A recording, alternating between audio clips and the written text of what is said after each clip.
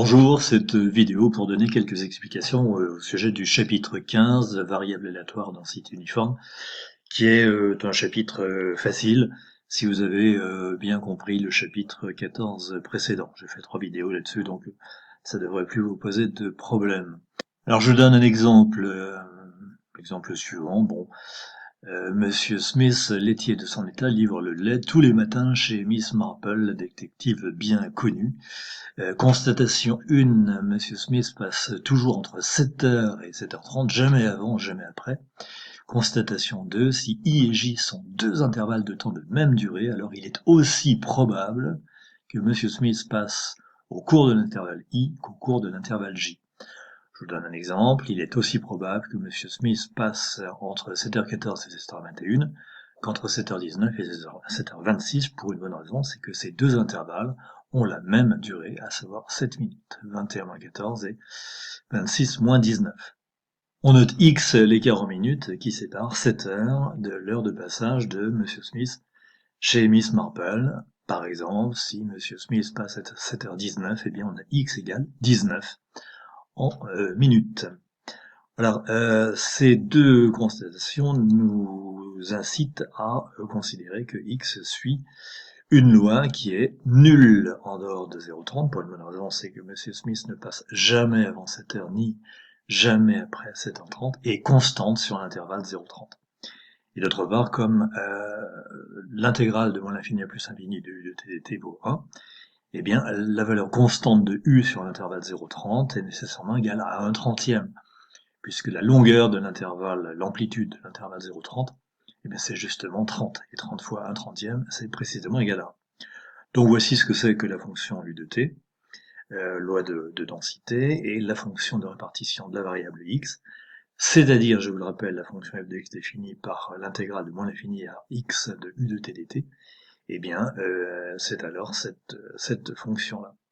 Alors, nous allons d'abord voir ce que ça, quelle est la représentation graphique de cette fonction, pas de problème. Nous avons déjà fait des exercices là-dessus, bon, là voilà. Bien, vous constatez, je reviens en arrière, hein, constatez que c'est bien une fonction plateau, elle est nulle avant 0, elle est nulle après 30, et sur l'intervalle 0,30, eh bien, elle est à la hauteur 1/30e. Si vous voulez la démonstration du fait que les événements qu'on a vus, donc x compris entre 14 et 21 et x compris entre 19 et 26, ont bien la même probabilité, et bien voilà la démonstration. Vous constatez que j'ai rédigé cette démonstration en mode clavier, donc sans traitement de texte mathématique et sans caractères spéciaux. Vous avez ici en document noir la fonction de densité. Et puis j'ai tracé les droites d'équation x égale, pardon, t, parce que pour la fonction de densité, l'axe des abscisses s'appelle l'axe des t. Hein. T égale 14 et t égale 21. Voilà, et l'intégrale S somme l'intégrale de 14 à 21 de U de t dt, eh bien c'est la surface de ce rectangle, pardon. Voilà le rectangle en question, donc base 21 moins 14 et hauteur 1/30e, ce qui fait en tout 7/30e, et pour la probabilité de x compris entre 19 et 26, même type de démonstration, je vous laisse lire, donc effectivement les deux événements sont bien EQI probables, ils ont la même probabilité, à savoir 7/30e. En ce qui concerne la fonction de répartition de grand X qui suit la loi U, eh bien, comment démontrer que f de x est égal à tout cela? Eh bien, regardez la vidéo 2 bis sur 2, nous avons fait un exercice totalement semblable, avec peut-être d'autres valeurs, je ne me souviens plus exactement, mais enfin, la démonstration est exactement la même. J'ai mis le lien en description de l'actuelle vidéo, et vous regardez, c'est entre 10 minutes 10 et 13 minutes 30. Donc voilà, voici plutôt la courbe représentative de la fonction f, elle est en noir ici. Bon. Donc, généralisation, c'est la généralisation qu'on trouve donc dans le chapitre 15, voilà, donc généralisation. Donc, premièrement théorème et définition, puis deuxièmement théorème, on va les voir. Alors théorème et définition, bon écoutez, ça généralise ce qu'on a vu Ici, donc, c'est sans difficulté. Bien. Et puis là aussi, même chose, cette expression généralise ce qu'on a vu dans un cas particulier ici. Donc je vous laisse faire. Résultat, a priori à connaître, bon en tout cas certainement pour la haute densité. Pour la fonction de répartition, bon c'est moins sûr, sachez quand même retrouver la démonstration dans un cas particulier. Et puis pour trouver la probabilité de grand X compris entre C et D, selon que CD sont des éléments de l'intervalle AB ou bien que D est extérieur à l'intervalle AB, eh bien les choses se font très simplement, je vous laisse regarder. Sur ces trois formules, seule la première est à connaître par cœur. La deuxième donne la variance, c'est-à-dire le carré de l'écart-type, et la troisième donne l'écart-type lui-même. Bon, connaissez simplement la formule sur l'espérance mathématique. Bien. Alors, je vous donne la généralisation, la voici. Donc, voilà la fameuse fonction plateau générale. Donc, elle est nulle avant A, nulle après B. Et son plateau est à la hauteur de 1 sur B moins A, et ce rectangle a bien pour surface 1. Donc encore une fois, retenez le terme, U établit une fonction plateau. Si X est une variable aléatoire sur un univers infini oméga suivant la loi U, voilà comment on écrit X suit la loi U, je vous le répète, eh bien la courbe représentative de la fonction de répartition de grand X est donnée en noir ici. Bien. Alors vous constatez que je n'ai pas changé d'unité sur les deux axes. Cet axe maintenant s'appelle l'axe des x pour la fonction f, alors qu'il s'appelle l'axe des t pour la fonction u. En revanche, j'ai changé d'unité sur l'axe des y, puisque imaginez qu'entre a et b vous ayez 100 par exemple, et bien là vous avez 1 centième, donc l'unité se trouve 100 fois plus haut, d'accord?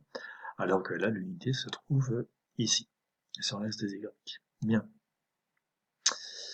Alors, je vous donne la démonstration de cette formule à savoir par cœur. La formule est à savoir, la démonstration non, puisqu'encore une fois, bon, il s'agit d'une démonstration qui fait appel à des intégrales avec des bornes infinies, donc c'est vraiment limite programme.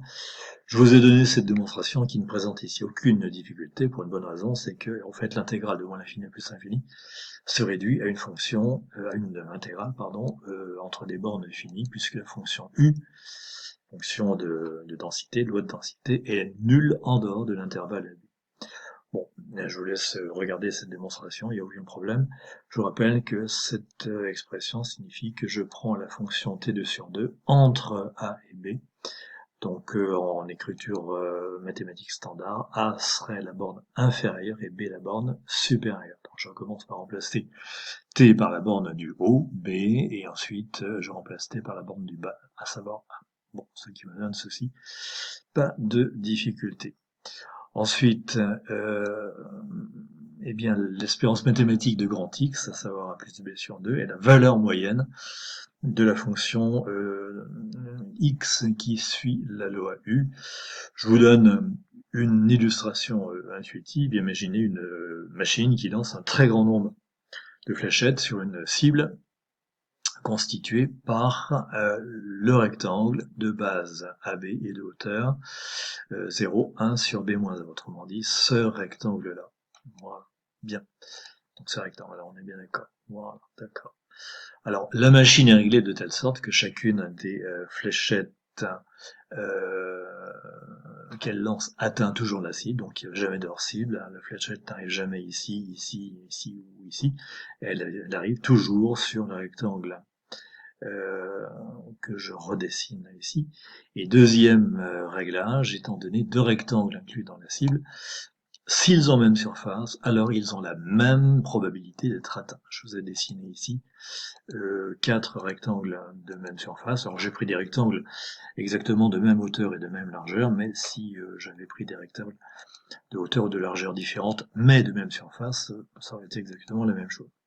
Eh bien, il est aussi probable que la fléchette arrive sur ce rectangle que la fléchette arrive ici, ou bien que la fléchette arrive ici, ou que finalement la fléchette arrive ici. Bien, voilà. Bon, qu'est-ce que c'est que a plus b sur 2? Eh bien, c'est le centre de l'intervalle AB. J'ai dessiné ici la droite d'équation t égale a plus b sur 2. Voici. Si vous regardez les deux événements x supérieur ou égal à a plus b sur 2 et x inférieur ou égal à a plus b sur 2, eh bien ils sont équiprobables, ils ont la même probabilité.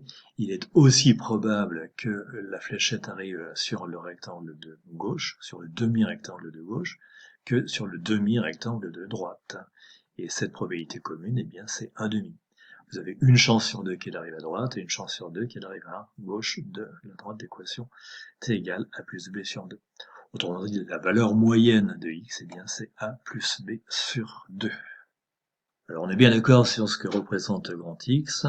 Si la fléchette atteint le point M, eh bien grand X vaut alors l'abscisse de XM que j'ai dessiné ici.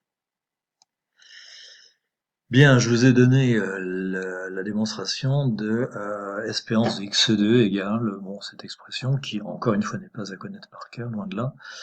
Voici cette démonstration qui est assez belle, il faut le dire, et qui s'appuie sur le fait que B3 moins A3, c'est B-1 multiplié par B2 plus BA plus A2. Bon, je vous laisse regarder cette démonstration, faites un arrêt sur image.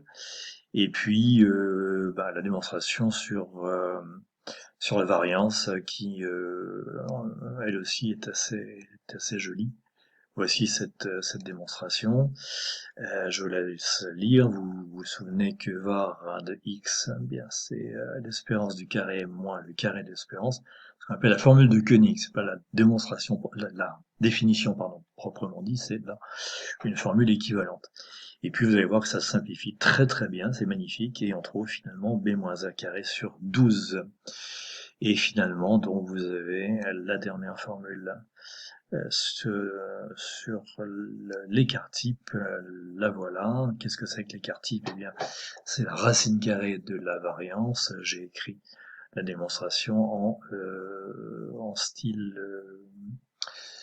clavier, donc j'écris sigma de x égale racine carrée de ce quotient, c'est racine carrée du numérateur divisé par racine carrée du dénominateur.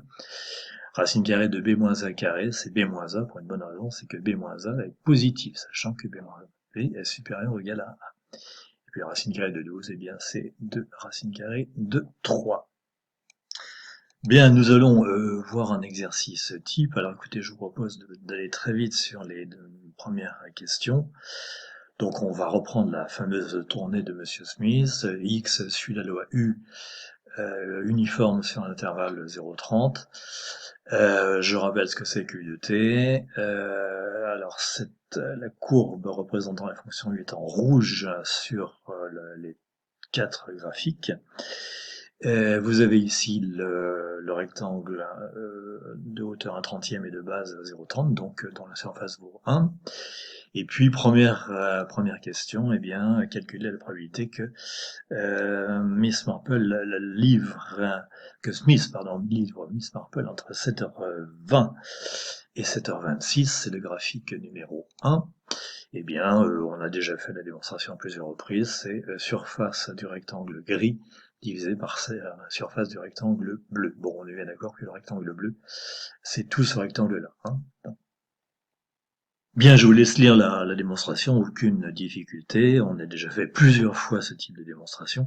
Interprétation, dans 20% de ces tournées, puisqu'on a trouvé une proba de 0,2, dans 20% de ces tournées, Monsieur Smith livre Miss Marple entre 7h20 et 7h26.